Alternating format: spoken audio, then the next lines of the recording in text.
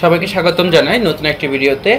আজকের ভিডিওটা মূলত ভিডিও এডিটিং সফটওয়্যার আমরা কিভাবে ব্যবহার করব। ভিডিও এডিটিং সফটওয়্যার ব্যবহার করার ক্ষেত্রে আজকে আমরা ব্যবহার করব ক্যামটেসিয়া সফটওয়্যারটি। যেহেতু নবম শ্রেণীর বইতে ক্যামটেসিয়া সফটওয়্যারটি নিয়ে আলোচনা করা আছে, সেই ক্ষেত্রে আমরা এখানে ক্যামটেসিয়া সফটওয়্যারটি ব্যবহার করছি। এই ক্যামটেসিয়া সফটওয়্যারটি দিয়ে আমরা কিভাবে ভিডিও এডিটিং করব, কিভাবে আমরা ভয়েস অ্যাড করব, কিভাবে আমরা কাট করব, কিভাবে কোনো ভিডিও স্প্লিট করব, এই কাজগুলো মূলত আজকে আমরা দেখব। বেসিক যে কাজগুলো হয় সেই কাজগুলো দেখব। তো আজকে যেহেতু আমরা ক্যামটেসিয়া সফটওয়্যারটি ব্যবহার করব, এই সফটওয়্যারটি তোমরা 10 দিনের ফ্রি ট্রায়ালের জন্য পাবা। আর যে তোমরা যদি কিনে ব্যবহার করতে চাও সেক্ষেত্রে এটা ব্যবহার করতে পারবা।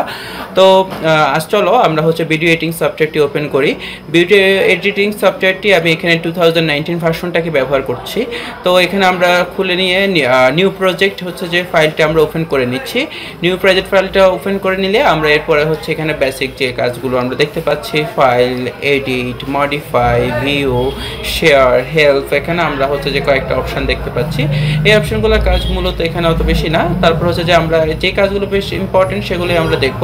যেমন মিডিয়াতে আমরা বিভিন্ন মিডিয়া যেমন ভিডিও, ভয়েস, এগুলো আমরা আপলোড করতে পারবো। লাইব্রেরি থেকে আমরা মিডিয়া আমাদের কোনো মিউজিক লাগলে সেটা ব্যবহার করতে পারবো। অ্যানোটেশনে আমরা কিছু যে টেক্সট ব্যবহার করতে পারবো, টাইপ অফ টেক্সট। তারপর ট্রানজিশনে আমরা কিছু তোমার এফেক্ট ব্যবহার করতে পারবো, ট্রানজিশন এফেক্ট।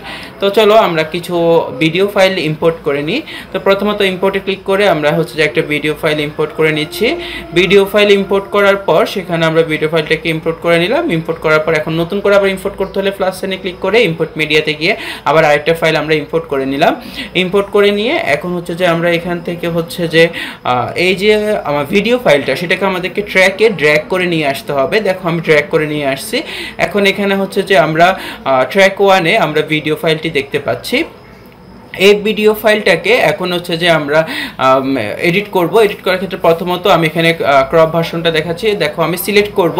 সিলেক্ট করে নিয়ে তারপর আমি এখানে কাট করে নিলাম। কাট করে নেওয়ার সাথে সাথে ওই ভিডিওর অংশটা আমার কি হয়ে গেছে, ভ্যানিশ হয়ে গেছে। তারপর স্প্লিট করার ক্ষেত্রে ভিডিওটাকে আমরা সিলেক্ট করে আমরা আমাদের কার্সরটাকে বসিয়ে তারপর স্প্লিটে ক্লিক করলে এটা দুই ভাগ হয়ে যাবে। এখান থেকে আমি একটা পার্টকে সরিয়ে নিলাম, যেটা আমার অপ্রয়োজনীয় পার্ট। তারপর এবার আমি ইম্পোর্ট করে নিচ্ছি। এখন আমি একটা ভয়েস ইম্পোর্ট করে নিব। যেহেতু আমার ভিডিওর সাথে কোনো ভয়েস নেই, আমি ভয়েস অ্যাড করব। ওকে, আমি ভয়েস অ্যাড করে নিচ্ছি। ভয়েস অ্যাড করে যেহেতু ভয়েসটাকে আমি ইম্পোর্ট করে নিলাম, ভয়েসটাকে ইম্পোর্ট করে নিয়ে ভয়েসটাকে আমি এখানে দিয়ে দিব। এখন ভয়েসটা নিয়ে আসার পর ভয়েসটা অনেক বেশি, এই জন্য ভয়েসটাকেও আমি একটু কাট করে নিলাম। কাট করে নিয়ে তারপর ভয়েসটাকে আমি অ্যাড করলাম। এখন আমরা দেখতে পাচ্ছি ভয়েস এবং আমাদের ভিডিওটা দুইটাই সামঞ্জস্যভাবে চলতে আছে। এখন ভয়েসের ফ্রিকোয়েন্সি আমরা আপ ডাউন করতে পারবো এভাবে। আপ ডাউন করা ছাড়া এরপরে আমরা ভিডিওর ক্লিপ স্পিড যদি চেক করতে চাই তাহলে রাইট বাটন ক্লিক করে ক্লিপ স্পিড দিয়ে দিব। তারপর সেখান থেকে আমরা ক্লিপ স্পিডের পোর্শনটা বাড়িয়ে দিতে পারি, কমিয়ে দিতে পারি, এটা আমাদের উপর ডিপেন্ড করতেছে। তারপর অডিওরও ক্লিপ স্পিড করতে পারি, কিন্তু আমি সাজেশন যদি দিতে হয় তাহলে অডিও ক্লিপ স্পিড আমরা ব্যবহার করব না। সেক্ষেত্রে অডিওটার ফ্রিকোয়েন্সি ভালো থাকে না এবং এটা শুনতেও ভালো লাগে না। তারপর আমরা এখানে মিউজিক, যদি ব্যাকগ্রাউন্ড মিউজিক ব্যবহার করতে হয় আলাদা একটা ট্র্যাকে আমরা ব্যাকগ্রাউন্ড একটা মিউজিক অ্যাড করে দিলাম। অ্যাড করে দিয়ে সেটাকেও আমরা স্প্লিট করে ওটাকে আমরা রিমুভ করে দিলাম। তারপর এখানে আমরা যদি এখন এই ভিডিও এবং অডিওগুলোকে রেখে এখন যদি আমরা কিছু টেক্সট ব্যবহার করতে চাই, সেক্ষেত্রে আমরা অ্যানোটেশনে গিয়ে একটা টেক্সট এনে আবার আলাদা আরেকটা ট্র্যাকে আমরা সেটাকে ব্যবহার করব এবং সেটাকে আমরা এখানে দিয়ে দিব। দেখো আমরা এখানে টেক্সটটা টাইপ করে দিয়ে দিব।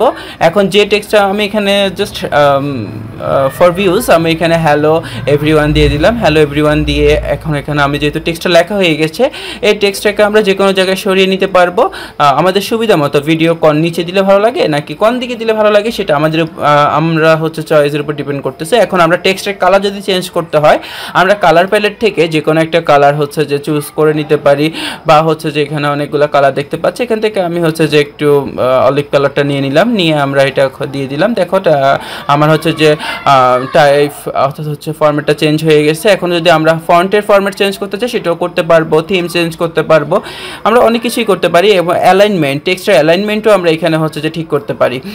ওকে, তারপর হচ্ছে যে আমরা এখানে কাজ হয়ে গেছে। এখন ট্রানজিশন, আমরা ট্রানজিশন অ্যাড করতে পারবো। দেখো ভিডিওতে এনে আমরা ভিডিওটা একটু ওকে, এখন ট্রানজিশনের জন্য আমরা একটা ট্রানজিশন এনে দিয়ে দিব। দিয়ে দিলে দেখো এই ট্রানজিশনটা অ্যাড হয়ে গেছে। তাহলে এখন এই ট্রানজিশনটা যেহেতু অ্যাড হয়ে গেছে, এখন আমরা হচ্ছে যে চাচ্ছি আরেকটা ট্রানজিশন মধ্যখানে ব্যবহার করব। আরেকটা ট্রানজিশন যদি আমরা ব্যবহার করতে হয়, সেক্ষেত্রে আমাদের হচ্ছে ভিডিওর একটা জায়গায় গিয়ে আমরা ভিডিওটাকে একটু স্প্লিট করে নিব। স্প্লিট করে নিয়ে আমরা আরেকটা ট্রানজিশনে এটাকে ব্যবহার করব। দেখো ভিডিওতে আবার এটাও অ্যাড হয়ে গেছে। তো আমরা এভাবে হচ্ছে যে ট্রানজিশনগুলো ব্যবহার করতে পারি। আমাদের যেখানে যেখানে ট্রানজিশন প্রয়োজন আমরা সেখানে সেখানে ট্রানজিশন ব্যবহার করব। এখন ভিডিও ফাইলটাকে আমাদের শেয়ার করতে হবে, সেক্ষেত্রে আমরা ভিডিও ফাইলটাকে শেয়ার করে নিতে পারি এবং হচ্ছে ফাইলের মাধ্যমে আমরা ক্যামটেশিয়াতে সেভ করতে পারবো। ক্যামটেশিয়া ফাইল ফরম্যাটে চেঞ্জ করতে পারবো, কিন্তু ভিডিও না।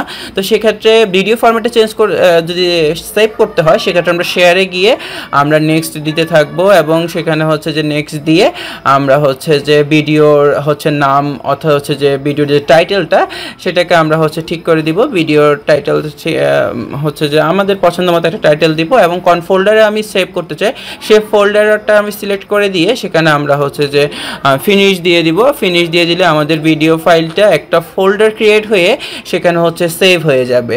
তো ফিনিশ দিয়ে দিব। ফিনিশ দিয়ে দেওয়ার পর আমার হচ্ছে ফাইলটা সেভ হওয়া শুরু করবে। এটা হচ্ছে রেন্ডারিং হওয়া, প্রজেক্টটাকে রেন্ডারিং করে ভিডিওটাকে রেন্ডারিং করে নিচ্ছে একটা ফাইলে। তাহলে রেন্ডারিং যেহেতু এখানে ফাস্ট দেখাচ্ছে, তার কারণ আমি হচ্ছে ক্লিপ স্পিড দিয়ে রাখছি এজন্য, কিন্তু এখানে এত ফাস্ট হচ্ছে হয় না, প্রায় 5 থেকে 6 মিনিট সময় লাগবে।